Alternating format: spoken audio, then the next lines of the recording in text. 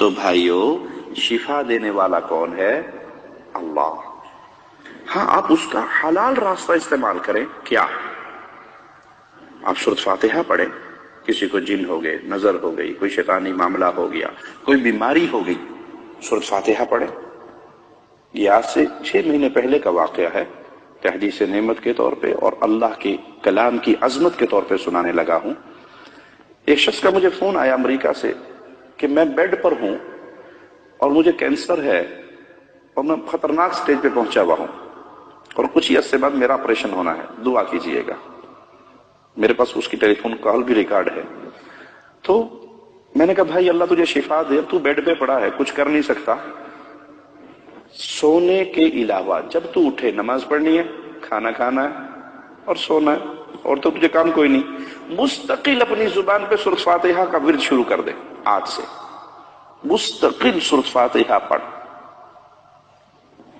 جتنا تجھے ٹائم ملے، روز 10 گھنٹے پڑھ سکتا ہے، 15 گھنٹے پڑھ سکتا ہے، 12 گھنٹے پڑھ سکتا ہے۔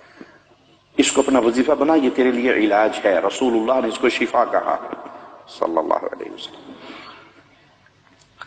چند مہینے کے بعد اس کا مجھے یاد نہیں ہے، 2 مہینے گزرے یا 1 مہینہ گزرا، اس کی مجھے دوبارہ کال آئی، کہا شیخ آپ نے مجھے سورۃ فاتحہ کا کہا تھا، واللہ میں نے اس دن سے اپنی 24 گھنٹے کی روٹین سورۃ فاتحہ بنائی۔ جب میں بیدار ہوتا میری زبان پہ فاتحہ ہوتی، جب میرا آپریشن کا وقت آیا اور اس سے پہلے ٹیسٹ وغیرہ کرنے تھے وہ کیے، میرا مرض بالکل ختم ہو چکا تھا۔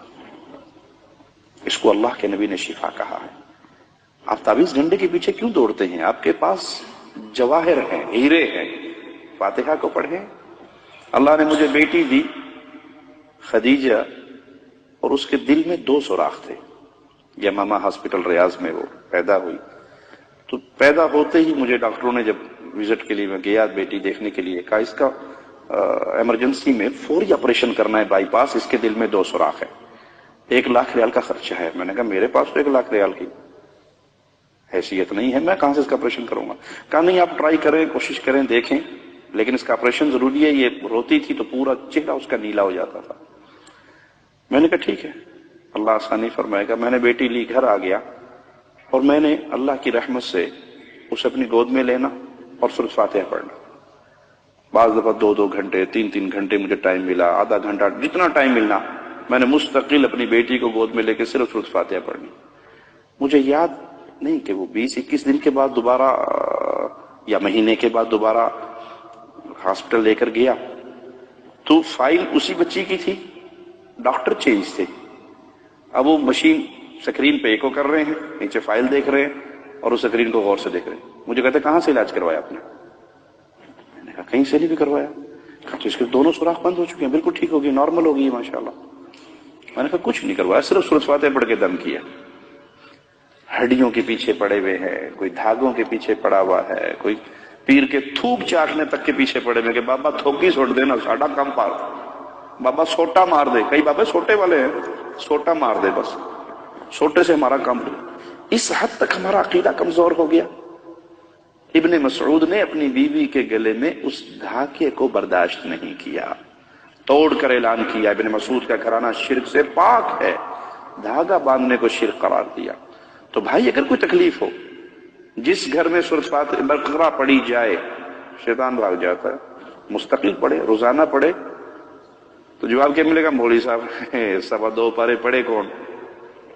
اصل مسئلہ یہ ہے، ہم لگ گئے ہیں رشوت پہ کہ کسی مولوی کو پیسے دو اور ریڈی میڈ تیار شدہ پھوکے پھاکے مارے مرائے ٹرینڈ چیز ہمیں تیار ریڈی میڈ مل جائے اور جا کے استعمال کر لیں۔ ہم خود کیوں محنت کریں؟ بھائی خود پڑھو، صبح شام کے اذکار پڑھو، سورۃ فاتحہ پڑھو، آیت الکرسی پڑھو، فلق اور ناس پڑھو۔